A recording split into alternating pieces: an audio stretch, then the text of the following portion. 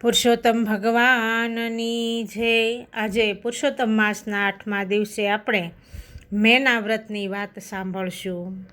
તો એક દિવસ બ્રહ્મર્ષિ વશિષ્ઠના પત્ની સતી અરુંધતીના મનમાં જિજ્ઞાસા જાગતા તેઓ કૈલાશ પર્વત પર આવ્યા અને શૈલજા એટલે કે પાર્વતી દેવીને પૂછવા લાગ્યા કે હે ભવાની, અમૃતમય અધિક માસમાં એવું કયું વ્રત છે જે કરવાથી સંતતિની પ્રાપ્તિ થાય અને અખંડ સૌભાગ્ય મળે?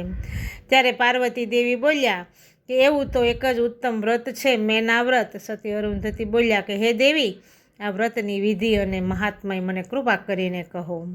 પાર્વતી દેવી બોલ્યા કે સતી, એકવાર મારા માતુશ્રી મેના દુઃખી દિલે મારી પાસે આવીને કહેવા લાગ્યા કે હે પુત્રી, તું સર્વકાળે પૂજાય છે, સર્વ માસે તારી આરાધના થાય છે, ઉપાસના થાય છે, અને હું તારી માતા હોવા છતાં વર્ષમાં મારો એકેય દિવસ નહીં।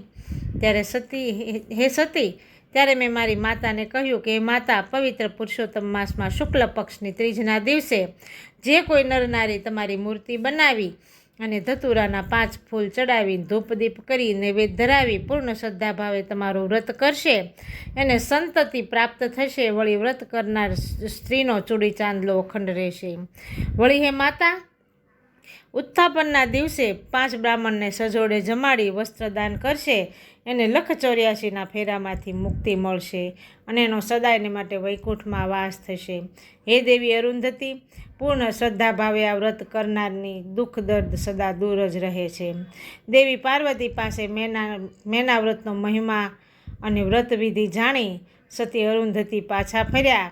તેમણે પોતે વ્રત કર્યું અને આ જગતમાં તેનો પ્રચાર કર્યો।